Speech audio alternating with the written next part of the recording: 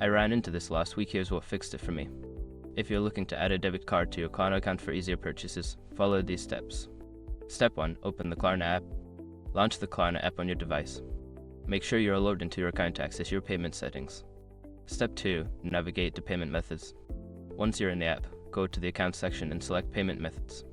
This is where you can manage your cards and payment options. Step 3. Add a new card. In the payment methods section, look for the option to add a new card. Tap on it to begin entering your debit card details. Step 4. Enter your card information. Fill in your debit card number, expiration date, and CVV code. Double check that all details are correct to avoid any issues during checkout. Step 5. Save changes. After entering your card information, make sure to save the changes.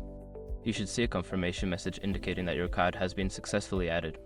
Sometimes, the app may not accept certain cards if they are not compatible, so make sure your debit card is supported by Klarna. I hope this guide helps you add your debit card smoothly. If you have any questions, feel free to ask.